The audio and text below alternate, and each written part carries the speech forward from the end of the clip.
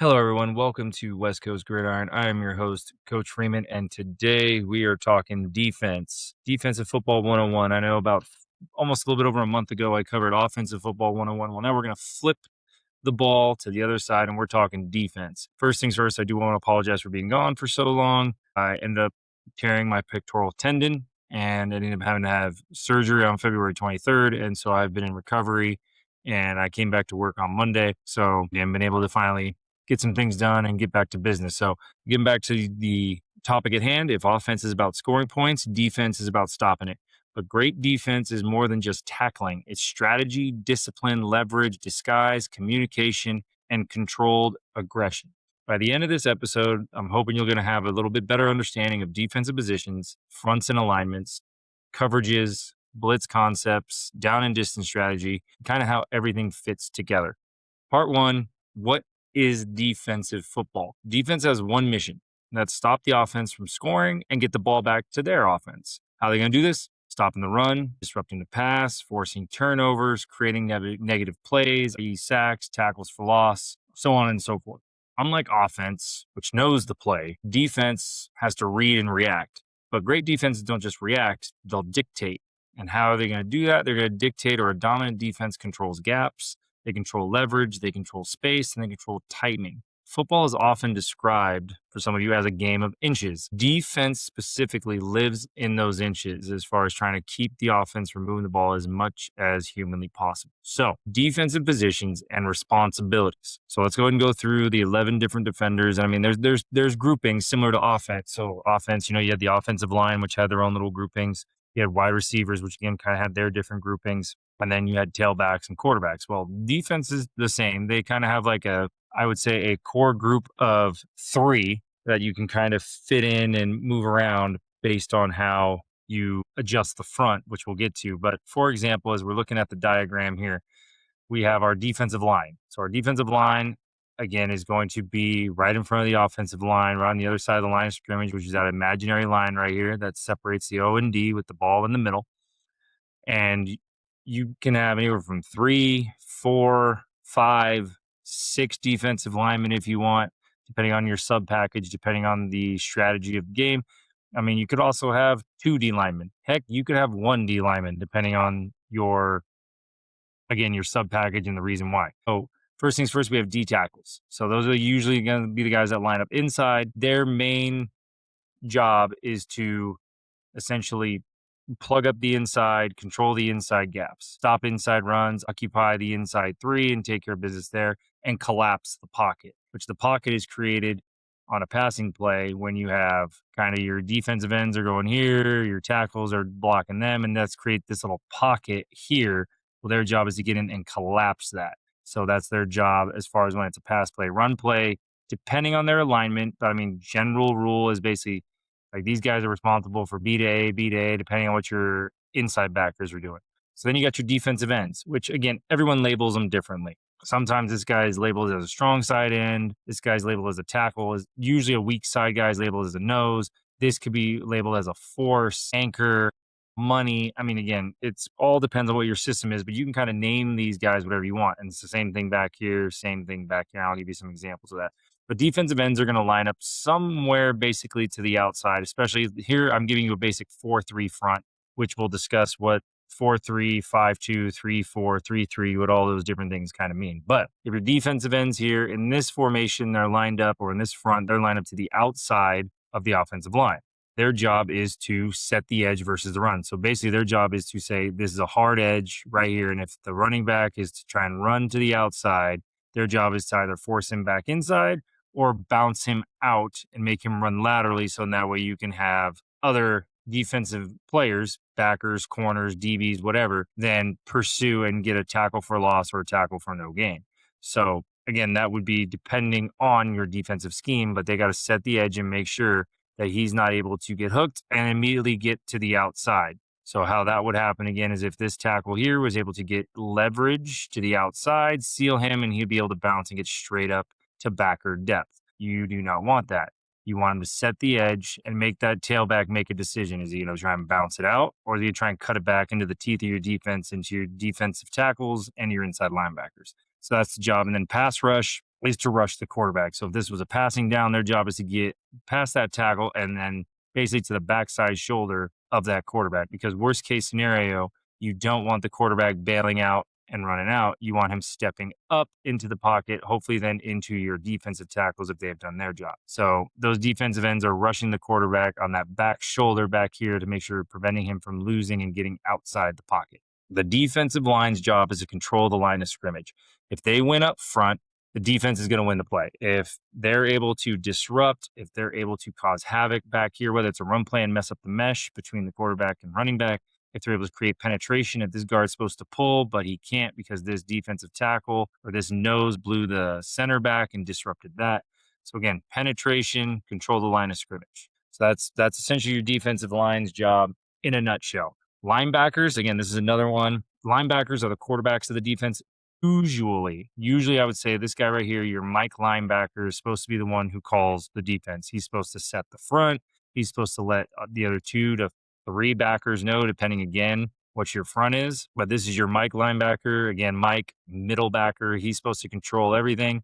You could have a safety do it depending on how smart. I mean, think of like an Ed Reed, John Lynch kind of guy that maybe those guys would control the back end and maybe communicate. But usually you want your middle backer communicating to these 6 guys and then also communicating to your defensive backs as far as what the coverage is and how things are supposed to pan out, whether it's cover 2, cover 3, cover 4, which we'll get to here in a little bit. But essentially he calls the defense, he fills the interior gaps. So when you look at this here, essentially if this defensive end has this gap, this tackle has this gap, and this end has this gap, well, there's 2 gaps open for your inside backers. So your Mike would end up filling this gap if there was an inside run there. If they were trying to run to the outside, like I showed earlier, where if this tailback's trying to bounce it, then he's going to scrape and essentially try to maintain a good backside leverage, because the idea is then if he's maintaining the backside or cutback, then you should have your Sam backer getting to the edge, and then your safety in this front probably would have alley. But again, you could always flip those. You could always have him trying to attack the alley and him having the outside contain. Again, it all depends on what your defense does, what the coverage is. There's a lot of different ways to skin the cat. It's a matter of what your personnel and what your philosophy is. Not everyone likes a 4-3. So again, we'll get to the fronts in a second, but generally your middle backer, he's in charge of calling the defense, fills interior gaps, and covers short zones. So like, for example, here, if there was a cover 2, he would normally cover like a hook to curl spot or a middle spot, depending on if you're running like a Tampa 2, old school Tampa, he would drop to the middle, almost making it look like a cover 3. But if it was just a normal cover 2, he would kind of have this little middle zone in this area here, because your Mike and your Sam, or your Will and Sam, would have what we call hook to curl. The corners would have the flats, and these 2 backside safeties would end up having deep half, which again, we will get to in a little bit, because I know you're like, well, what are those zones look like? So we'll show you. Outside backers, again, these are ones that always change. I mean, I've heard this guy be called the money backer as a Mike. I've heard him be called a couple different things, but usually he's the Mike linebacker. Sam and Will, I've heard him called Buck, Jack, dogs, especially out of like a 3-3 stack. These guys are usually called dogs because they're outside backers. But in any case, outside backers, Sam and Will, they assist in setting the edge. So again, if your end is here, then usually this guy's going to end up, again, making sure to help set the edge. So if this tailback comes across and he's able to get there, he's trying to make sure that he has to cut back to either the Mike who's scraping or your safety who would then fill what we would call the alley right here. So you'd have edge, outside fitter, outside contained, fill. Now, again, if it's cover 2, your corner might be helping with that to some degree as well. If it's cover 3, obviously he will not. But again, all depends on your coverage and if you have a blitz on, if you don't have a blitz on, and things of that nature. So again, different things as far as your Sam and Will backer, but set edges, cover backs, and tight ends, and sometimes blitz off the edge, or sometimes you kind of stunt with the defensive ends. Ultimately, linebackers must read offensive line movement, backfield action, down and distance. They diagnose fast or they get exposed. So they literally have to read and react. And usually, for the most part, they're reading guards or tailbacks. I mean, kind of depending. I mean, if you're doing if your linebackers are playing a heavy zone team, you might cross key the backs. If you're playing a heavy wing tee or pulling team, counter team, power team, buck sweep team, you might read more of the guards to kind of give you an idea of where everything's going. So that's what your linebackers are responsible for. As far as defensive backs, or what we call the secondary, But again, same thing depending on what you're doing with your front. You could have 4, you could have 5, you could have 6 defensive backs. It all depends on what your sub packages are and what the other team's trying to do. But you got cornerbacks.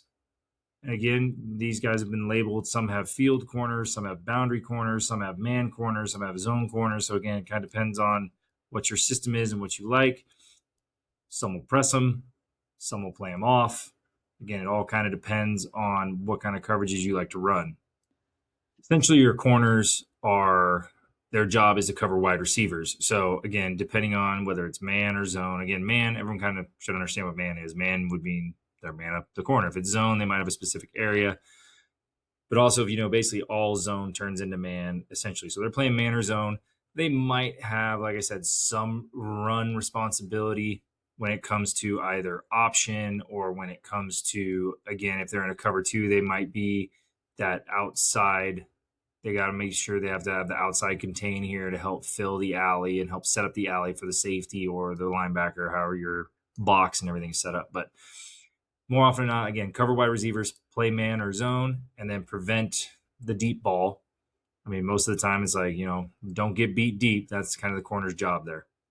Then you got your safeties. Again, same thing. You could have 2. You could have, there's usually no more than 3. I haven't heard of anyone doing 4 safeties ever. Now, if you've done it before, please drop it in the comments and tell me why do you have 4 safeties? True safeties anyway. But as far as like a shell out of a 4-3 like this is a 2 safety. So, I mean, and for the most part, you might have a free safety, you might have a strong safety, you might have a field safety, you might have a boundary safety. Again, it all depends on what you're trying to do. But your free safety is usually going to be a more of a deep middle. He's going to be a coverage guy. He's not really going to be a run supporter. Your strong safety, again, is going to be more of a run support, but he'll do coverage as well. But maybe he's just a little bit slower, maybe he's a little bit smaller than a linebacker, but he's bigger than a corner. So again, kind of depends on what they look like and what fits your system. But defensive backs must communicate. They must maintain their leverage, and they got to keep their eyes disciplined. One bad step, that's going to equal 6 points for the other team in the worst case scenario. So, okay, basic defensive fronts.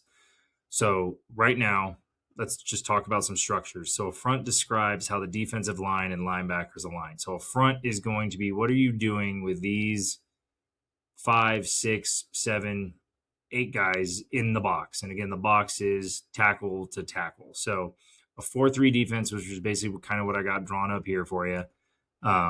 It's going to have 4 down linemen, 3 linebackers, 4 DBs. Now, nobody ever says 4-3-4. Everyone just uses 4-3-5-2, 3-4, 3-3. And you just got to understand that whatever's left over is your defensive back. So if you say a 4-3, that's 7. You have 4 defensive backs. So strengths for this defense, relatively strong versus the run, simple gap fits, and it's a balanced structure. You got anywhere from 3 to 4 on one side, you got 3 to 4 on the other side. And again, it's gap strong. As you can see, everyone has their gap. So you got all 6 gaps covered. So that's why we say it's balanced. It's got all 6 gaps covered. You got outside contain. And again, depending on what you're doing with these 2, one's got outside contain, one's got alley, same thing here. And then these 2 are allowed to scrape. Again, they're checking here, but again, if it's an outside run or like a toss, and obviously the will backer is going to scrape to help with cutback. So again, basic 4-3 structure. And one little thing outside of like your defensive back. So if you see like a 4-3 like this, then, and again, it's also personnel too. So if it's a true 3 linebacker, you could sub him out and put another defensive back in here. And that's what we would call like a nickel defense, which we'll get to. But again, then it turns into more of a 4-2. But again, personnel can change all of that. This defense is honestly really good when you have some really dominant defensive linemen, because a lot of times when you see a lot of these 4-3 teams, they don't blitz a lot. They use these 4 guys just to control the line of scrimmage. They might blitz once in a while. They might blitz 1 guy. Very rarely they're going to blitz 2, but they're going to rely on these 4 to maintain their gaps, maintain their leverage, and force things to either box or spill to the outside backers or the safeties. So that's essentially what you're going to get there. Now, out of a 3-4, you're going to get more of this kind of look. So again, and I can tell you about alignments and things of that nature. So again, so you're going to have 3 down linemen, 4 linebackers, 4 DBs. Now, again, depending on what you're trying to do, sometimes these backers might be up here. Sometimes they might be out here, depending on your coverages and things of that nature. But again, that all depends. So it's flexible as far as the blitz packages because you got 3 down linemen. Now you can send 4, 5, or 6 different people. So you can send a multitude of different things to really confuse the offensive line. And not only that, like again, you could send this guy off the edge here. You could send him through the A gap here. So now you've overloaded a side. You got 4 over 3. You could do what a little X stunt where you have the Mike go first, Sam go second. So there's a lot of different things. And again, because you have 4 backers, you might have a Mike, a Sam, a Will, and then this guy could be like a Rover or a Jack or a Buck or a Dog. Again, it's whatever you want to call them. You can kind of be as creative as you want, as long as it makes sense for you and your team. You can kind of play games with how things are named. And you can disguise pressure very well. Again, you can have this guy kind of lined up, and then as quarterback starts his cadence, he could creep in a little to this side, and then when he's not looking, all of a sudden ball snap, and he's coming off the edge. So you can disguise things that way. Again, you could have almost like a simulation or a bluff pressure too. You could have him on the line, and then at the last second he drops and he comes through the gap, or vice versa. You could do some twist stunts where you bring him through and him around.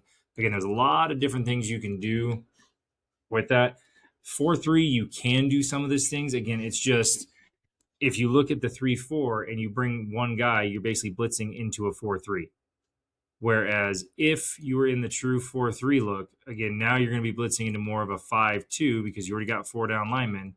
So if you bring one of these guys, and again, they're in gaps already. So that's where the other part, like the disguise part's kind of hard. I mean, you can slant him into the A gap and bring the Mike through here. You can do something like that.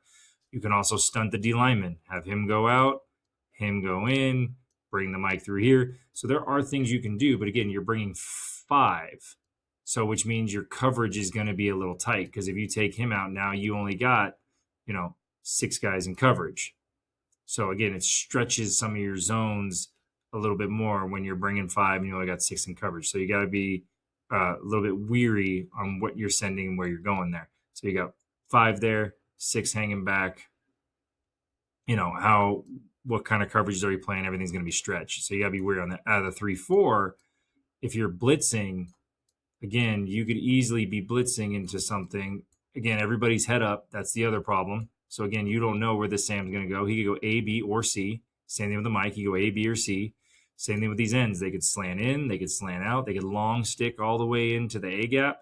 So again, having them head up kind of really messes with the offensive line and the quarterback and the running backs further. Okay, where are all these guys going to go? There's just a lot more ways to disguise and hide. And then hybrid athletes. So again, you're not going to have, you can get away with having small noses, big noses. You can have athletic guys on the defensive line. You can have linebackers on the defensive line.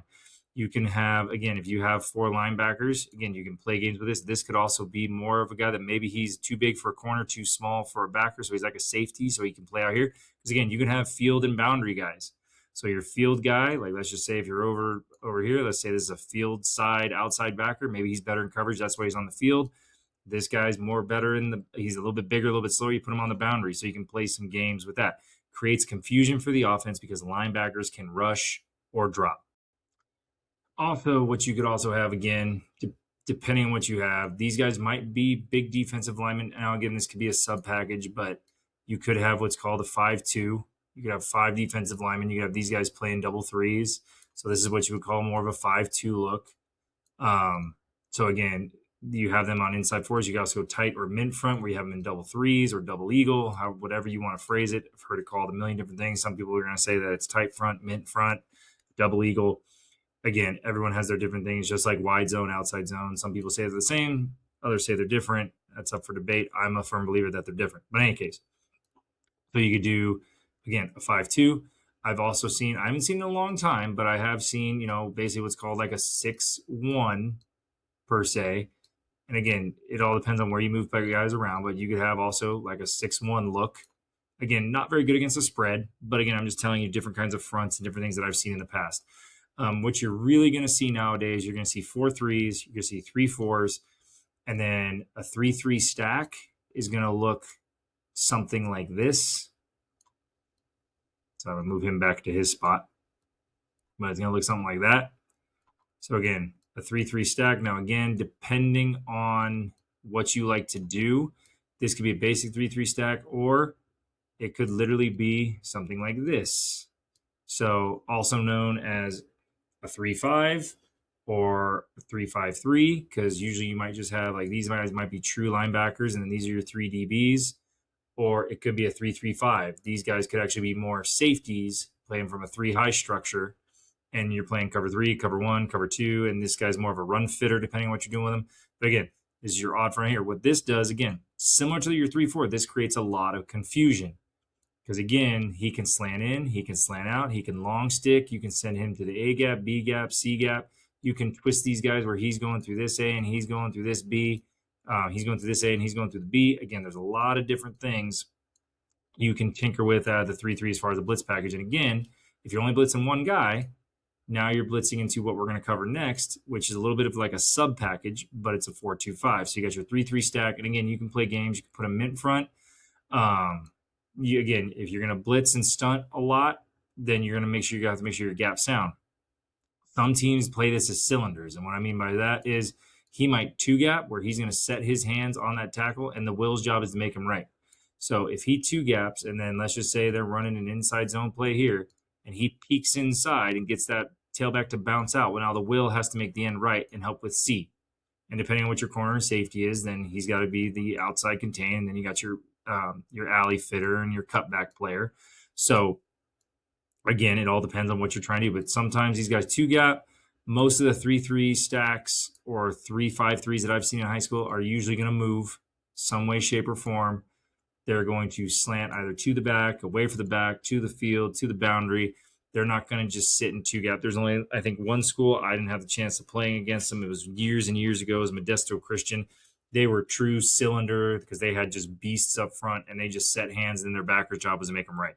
Most of the other 3-3 stacks and 3-5-3s that I've seen in high school, these guys are moving around, they're blitzing, they're stunting, and things of that nature. So what's the other front that kind of ties together with this is it's the 4-2. Now we're getting into kind of like we're subbing some packages in, and what I mean by that is, so you got your normal 4 D linemen, you got your safety here, and now what technically tends to happen is, again, and you can play it almost like a 4-3, but this guy's no longer a linebacker. Now he's he's a defensive back. He's like a corner safety type. He's playing to the field probably. Again, it's 5 defensive backs. So 4-2-5. And again, you can play it out of a cover 2 shell. You could try to play it out of a cover 3 shell where you have 1 high safety, which is cover 1 or cover 3 shell, depending on, again, what you like to do. So again, used often when you see offensive and spread the field and they're trying to spread out, or you think you're going to play a high passing team, they might put that 5th back in there. You'll see it commonly on 3rd down and on passing downs or against a high passing team. Dime defense, it's going to be 6 defensive backs. So you're literally going to have, instead of having these 6 guys, this guy's also going to be a DB.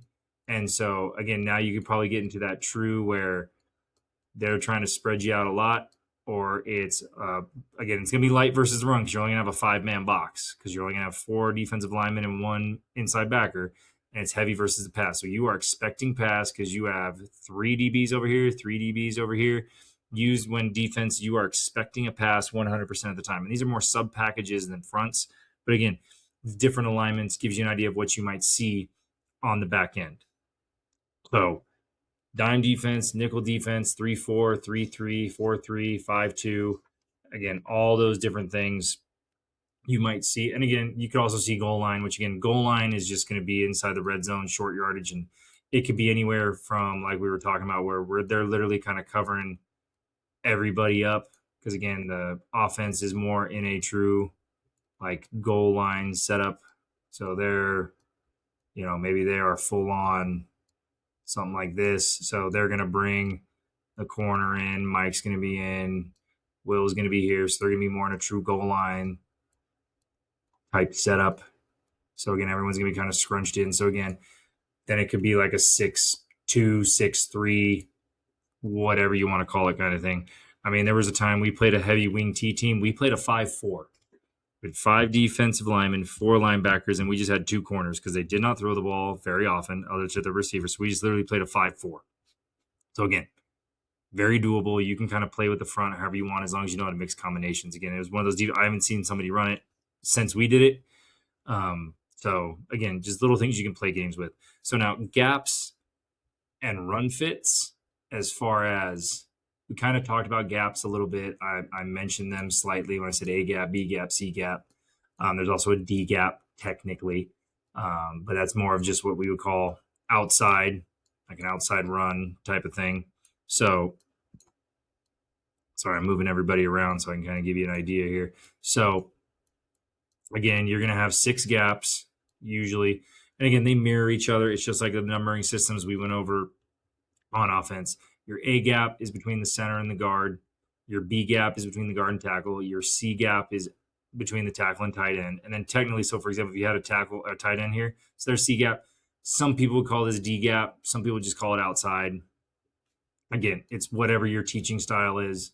Because again, also if you have tight end wing here, now you got A, B, C, and now you do have a D gap kind of right here. So it all depends on what team you're playing and what you're doing to kind of determine. But so it's A, B, C, sometimes D or outside, whatever you want to call it. But every defender has a gap responsibility. Like we kind of talked about, no matter what defense you're playing, everyone's got to be gap sound.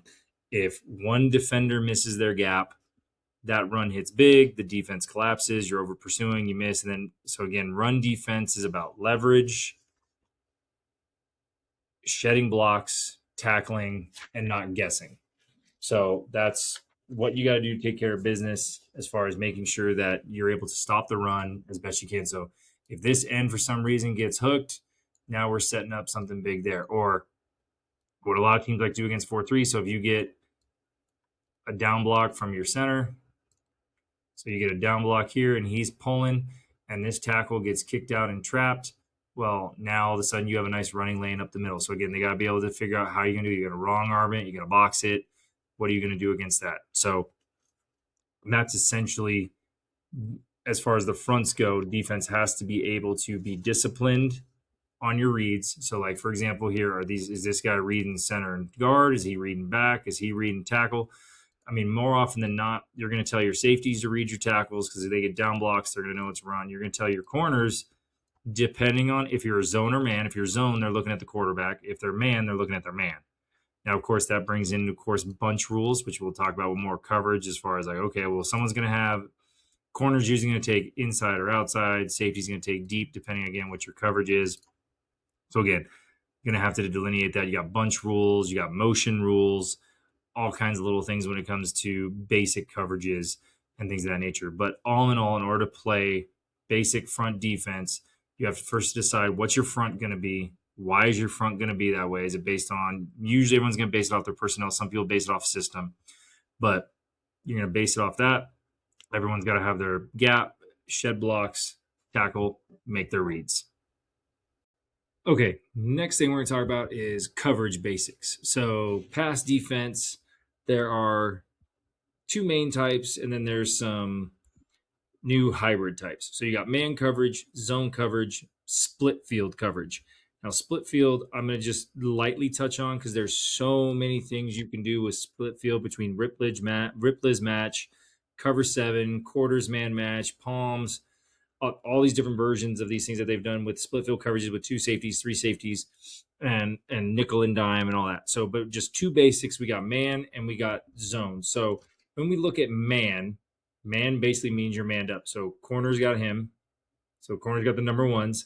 Now, depending on how you like and what you want to do here, if you want to go 2-man, so this is where it gets a little mixture. So let's just go straight man. So straight man would basically mean now your safeties are walked down as well, and they're manned up on the outside receivers. So he's manned up on the number 2. He's manned up on the number 2 there.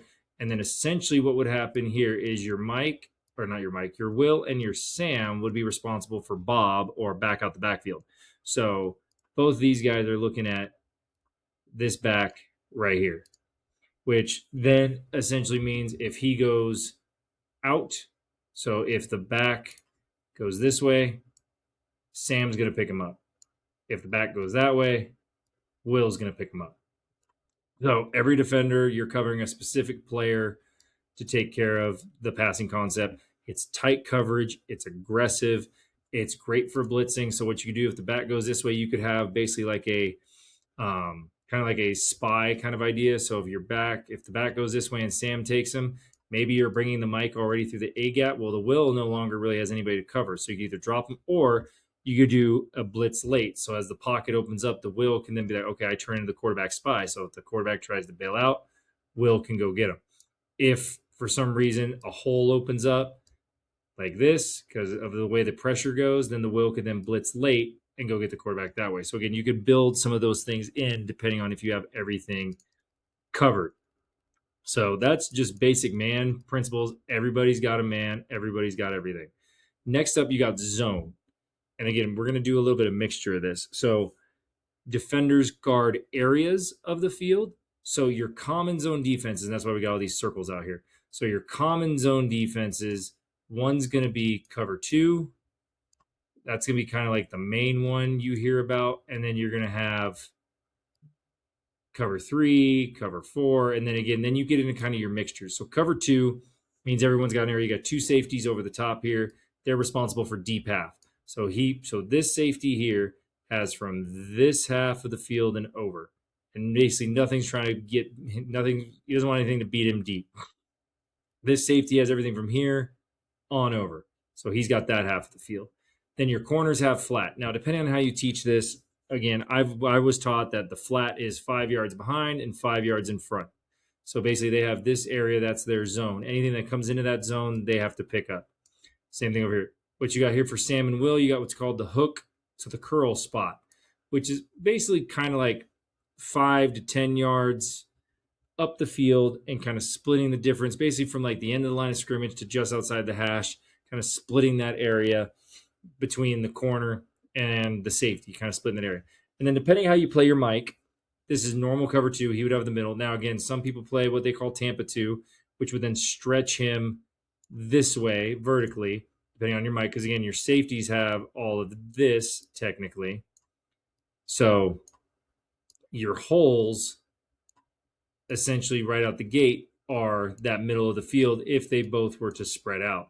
Now, again, your common holes in cover 2 is going to be that hole shot for a corner route, essentially right here in this corner. So again, if the safeties are playing inside the hash, you have this area that's weak. Same thing over here. And then the middle is usually attacked a lot in cover 2. So cover 2, you attack that hole between the corner and safety right in here. And you attack the hole here. If the mic is not, if you scout him and they don't play a true Tampa 2, then you try to attack the middle in some way, shape, or form. So that's your basic cover 2. There's a lot of things you can do to mix and match that. But anywho, cover 3. 3 deep defenders. Normally how this works is one safety is going to walk down. So let's just say you bring your Will into the box here. He comes inside. You bring your safety down here. So now what's going to happen is your corners are going to be responsible for the deep third. It's going to be back here. So they're going to be responsible. Now, some people play them at 5, 7, 8 yards off. So they're going to be responsible for this deep third here. You're going to have a safety in the middle of the field. He's responsible between hash to hash. So the corner and the one safety are splitting the field into thirds. And then you end up with 4 underneath. So this rolled down safety would end up being responsible for the flat. This Will backer would now be responsible for the hook to curl. And this Sam backer would be responsible for this flat. And then your mic is responsible for the other hook to curl. So now you see there's some holes here. Now, again, depending on the type of players you have, you could attack the flat early if these corners play off, and you could attack these outside backers and put them in conflict and things of that nature. But generally, you have a nice little open area right here. If you can get it in between, right in front of the safety, so you can get like a little pop pass or things like that. And generally 4 verts is a hard one, because if you get all 4 of these guys going down the seam here, you put everybody in a predicament because he's supposed to go to the flat. He's got hook to curl. So you have a hole on both sides between the safeties and the corners. So if you can attack these seams, you can put this safety in a predicament, because if he goes here, we're attacking here. Because again, if you go 4 verts, the corners have to pick up these outside guys. They have to. That's just kind of what they have to do. So you put this safety in a bind. If you're able to get past the Mike and Will, 4 verts can easily attack right around that 10-yard mark, can attack that safety, especially if you have a good quarterback that can look them off. So if this quarterback is looking at this wide receiver, gets him to move ever so slightly, now he can go ahead and just peel back and throw here. So 4 verts really hurts your cover 3. But again, it's a good change up if you feel like you have good flat defenders and if you want more run support, because now you basically have a 4-4 when we talked about our fronts earlier, because now you got 4 D linemen and basically 4 linebackers. So against the run, this is very stout, very good. Against the pass, it has some decent weaknesses that you can attack, especially if you got very good RPOs. So if you're any kind of zone read person and this guy comes off the edge and then you're reading this backer here, if you run any kind of slant and out game, if you run a slant here and he stays, well, now you got the flat route. If he goes with the flat, now you got the slant right behind him before the Mike backer comes in. So again, slant outs are good against cover 3. Your 4 verts are good against cover 3, so on and so forth. Cover 4, 4 deep defenders. So now, again, we're more back to where our safeties are back with us as well. So we're going to have 4 deep defenders. Again, the original premise, again, was going to be more of a, you would say, a kind of prevent the deep ball. Again, that's kind of what it looks like out the gate. It then evolved into where you could have safety help from either side. So again, your corners, you can play with them. Some people have 5, 7, or 8, but essentially your corners are going to have deep quarter. Both your safeties are going to have like outside the hash to middle of the field, outside the hash to middle of the field. So again, now you're going quarters. So your corners, so you're splitting everything into a 4th. This corner has a 4th, this safety has a 4th, a 4th, and a 4th. Where you get some stretching now is essentially your Sam and Will have to get to the flat. So they got to get out here to the flat. And then your Mike is kind of stuck with hook to curl. So he's kind of stuck here. Now, what cover 4 has then changed into at the same time is now on a run play, you can have safety help come down and help fit in the run game, is what quarters turned into. Now you also have quarters man match, cover 7, Alabama. I've studied that for the last 4 years. That's an awesome defense if you have the ability to do it. Very difficult, lots of communication. So man, if you can do it, if you have really good players, you can go man for man. Zone requires vision, communication, route recognition, all those things. Now, I will say with man-to-man, what hurts them is when you do stuff like this and you put people into bunches, because now you got to somehow account for that. You got to have an inside guy, an outside guy, and a vertical threat. So now you got to figure, are you going to play it like this and let them come off, or are you going to press the point of attack and say, okay, we're pressing. You got inside, you got vertical, you got outside.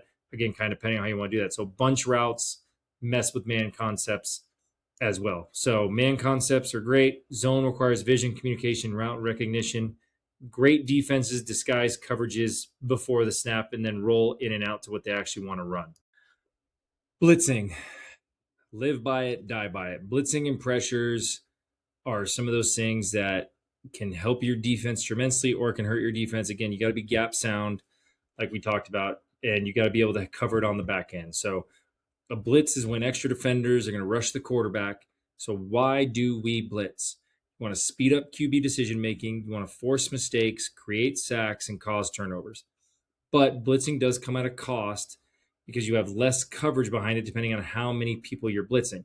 So if you remember those cover 2 and cover 4s and cover 3s, the more people you blitz, the less people you have to cover those zones. So let's just say, for example, we're sitting in cover 2 here. Well, now let's just say you bring the Will backer. Well, now your Mike has middle and hook. He now gets stretched. So depending on, he's now got to cover his middle to hook or hook to middle, depending on how you want to teach that. But he's now stretched. He's got to cover both those zones.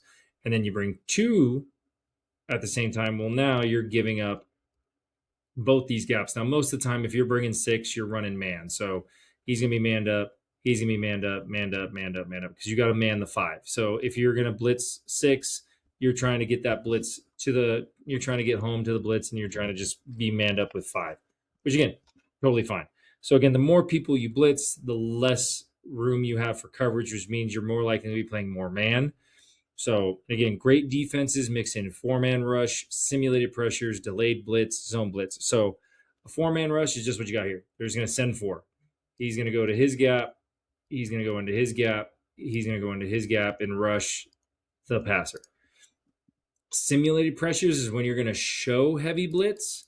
So like a double mug is one that you see at the college and even pro level. So let's just say this is what you would call like a double mug. So you got the Mike and the Will in the gap. You're showing huge pressure. Now they don't have to necessarily be on the line, but they're up in there, right? They're showing you're going to bring 6, and this is where college and NFL are going to do different things where they might drop the end, and they're going to blitz him to the inside and loop the Mike around, and they might bring him through and drop here. So they're showing heavy blitz, but then they might drop 1 or 2 unconventional people. They also could do it with the safeties too.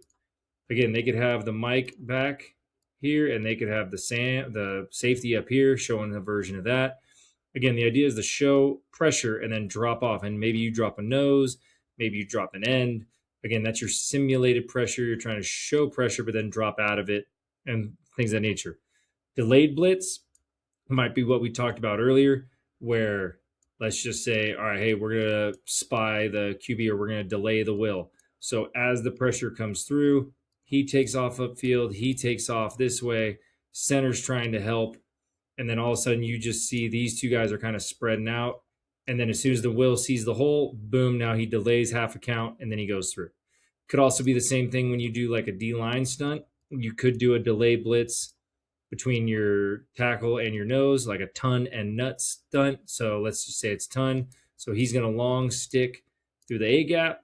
He's then going to wait and come through. And then the Mike is just going to wait for a second. Then everything clears, go right through that open A gap. So again, delayed blitz means your Mike, Sam, Will, or even your safeties are going to be like 1001, 1002 and go, or they're going to wait for a gap to open up before they go through and try and blitz and create pressure on the quarterback. And then zone blitz, again, you're going to blitz and empty a zone, kind of what we talked about, where you might empty a zone and you might have these 4 and you're still going to run the zone, and you're going to stretch the Mike out and so on for blitz from an empty zone. You can bring corners, you can bring Sams, you can bring Wills, you can bring any of these linebacker and DB types that you want, and you can drop anybody you want out of the 4. Again, what can your players handle?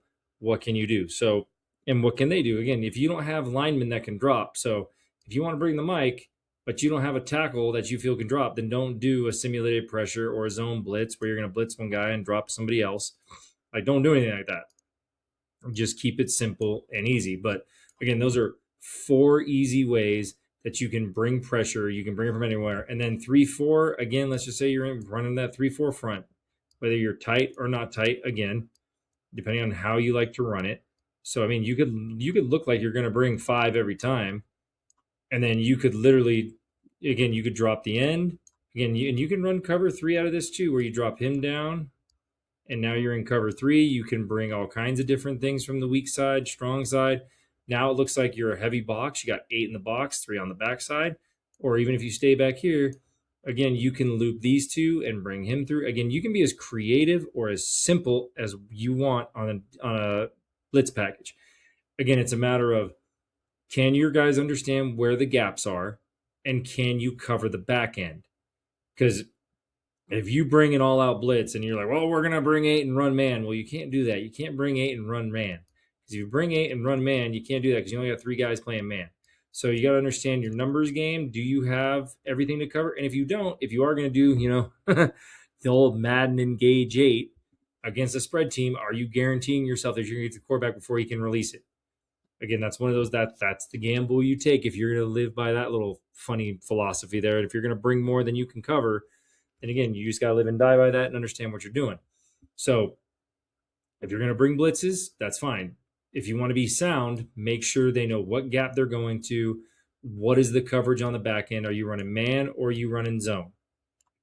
Because again, that's going to tell everybody else. Because like right here, you could bring all 7 of these guys. You could bring all 7.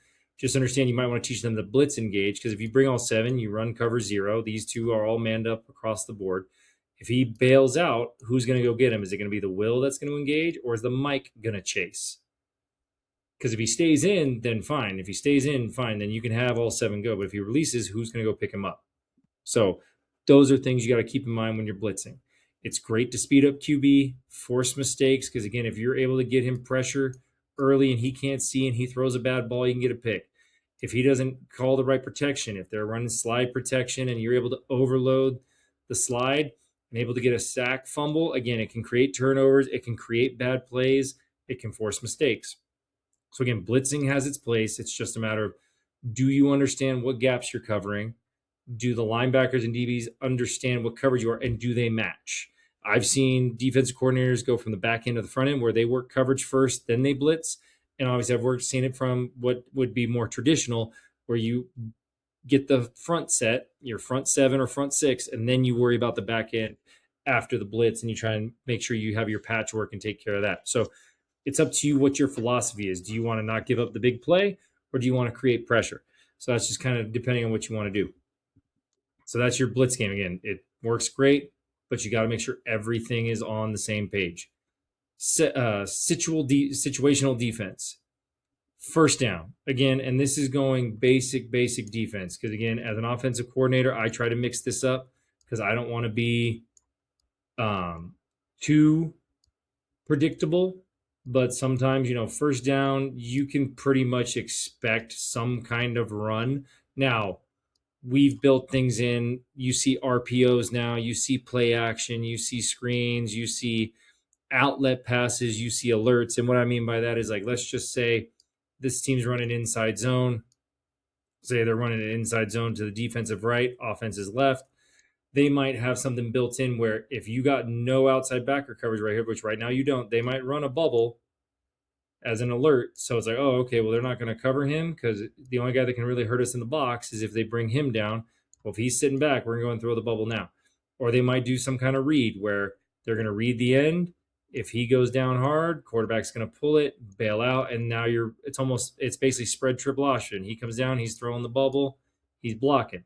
So again, there's ways now to where offenses might call a run play on first down, but it turns out it's a pass play because they had an RPO, they had a play action.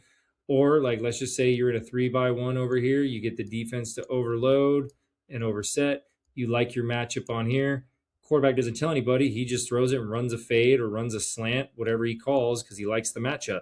So there's things you can do on first down now that you might be like, oh, well, they're going to be run heavy. Well, why'd they throw it? Well, it's because they're running RPO, they're running alerts, they're running play action, they're doing stuff like that. Second down, that could be 50-50. That's going to be depending on your down and distance. Long, short. Third down and long, you can expect pass, nickel and dime defense. Red zone, that field is going to shrink. So coverage tightens, less deep space. And then obviously goal line, you can expect heavy fronts, sell out for the run. Situational awareness separates average defenses from the elite ones. Turnovers and defensive mindset. So again, great defenses attack the football. Turnovers include interceptions where a quarterback throws the ball across the line of scrimmage or even as a screen play and a defensive lineman, linebacker, safety intercepts it. You also have like an interception return for a touchdown. So let's say quarterback throws it to this receiver out here. Will backer ends up jumping in front, picking it off and bringing it to the end zone, also known as a pick six. And then you have fumbles where anyone who's carrying the ball, so your wide receivers, tailback, quarterback, could be running with the football. They drop it, whether they're being tackled or not. They drop the ball, and then another defensive player recovers it. There's also something referred to this as a scoop and score. So let's say you get a toss from the running back, defensive end tackles him, ball comes out, will linebacker picks it up or scoops it, and then runs to the end zone. That's what we call a scoop and score. And then lastly, we have what we call a strip sack. So a strip sack is where, again, defensive end, linebacker, maybe a linebacker is blitzing, quarterback doesn't see it, tackles him at the same time he's tackling him, strips him of the ball. So he gets a sack and a strip. and things of that nature. So again, that's what we call strip sack. You have tips or a tip drill where maybe quarterback throws the ball to the receiver tips it, and then a corner grabs it. That's what you can call a tip. But all in all, those are kind of the basic turnovers that you'll see. There's turnover on downs where, let's say it's 4th down and 5, and the offense doesn't get the 5, they'll get 4. That's what we also refer to as a turnover. As an offensive coordinator, I count those against our offense. So if we throw an interception and then have 2 turnover on downs, we had 3 turnovers the whole game. So I will count those against our offense. Again, tries to make us more efficient and things like that. But defensively, that's what you're trying to get. You want to get tackles for loss. You want to hold the offense to minimal gain or no gain. And then you want interceptions, fumbles, sacks. You want to give your offense as many opportunities as you can to get that ball and score. So, but outside of that, in order to create turnovers, in order to create some of these things we've talked about, sacks, turnovers, your defense has to have one heck of a mindset. Mindset matters most when it comes to defense. Defense requires relentless effort. It requires communication, physicality, and accountability. Defense is all about attitude. It's about imposing your will on the offense. Yeah, you're going to read and you're going to react, but you kind of have to be a different kind of person to play defense. You have to be willing. You have to be willing to basically put yourself into a car wreck and run as fast as you can and hit somebody as hard as you can to create the biggest collision legally, to make sure that running back, wide receiver, quarterback does not get to the line to gain, perhaps create a fumble, perhaps create a pick for your defensive side so you can get the ball back to your offense and score. And then plus you can get off the field and rest. So again, defense is about relentless effort. At the school I'm at presently now, they have a little mantra. They call it swarm, because they want to swarm to the football as best as they can. They want to get 10, 11 hats to the football every single play. Again, depending on your defensive philosophy, what some defenses like, we want 9 hats, 10 hats, or all 11 hats. Some people like to leave the backside corner. Some people like to leave the backside corner, backside backer, or safety, just in case of cutback. But again, that's all philosophy and whatnot. So, but again, you got to have communication. Again, your Mike linebacker has to talk to the D-line, who has to talk to the safeties, and the safeties got to talk to the linebackers, so everybody knows who's blitzing, who's going, where's the coverage. And like I said, physicality, you got to be willing to run through a wall as hard as you can, run through those backs, run through trap blocks, pullers, all kinds of things. And then accountability. If a defensive lineman screws up his gap and there's a big gain, you got to hold him accountable, because that means that mess up the linebackers, which mess up the DBs. So again, you got to be able to hold each other accountable. Now, again, accountability can go offensive side too and defensive side, but accountability is big on the defensive side of the ball. So mindset is key. Well, that about wraps up our defensive football 101. Now, when you go back and watch a game, don't just follow the ball. Watch for what kind of front are they in. Do they have 4 down linemen, 3 down linemen? What's the safety depth? Are they at 10 yards, 8 yards? Are they in 1 high, 2 high? The corner leverage, are they 5 yards, 7 yards? Are they pressed up? Are they backed off? Are they inside shade? Are they outside shade? And try to figure out what the linebackers are reading. Watch what the guards are doing. See if they're reading that. See if they're watching the linebackers. Defense is chess played at full speed. If you enjoyed this breakdown, stay tuned. Next episode, we are going to talk about special teams, and that's kind of near and dear to my heart. How to scheme it, how to have fun with it, and just, how great coordinators have fun with special teams, and how great teams include special teams in their 3-headed attack with the offense and the defense. This has been West Coast Gridiron. I've been your host, Jeff Freeman. Thank you all very much. Remember, effort, execution, discipline.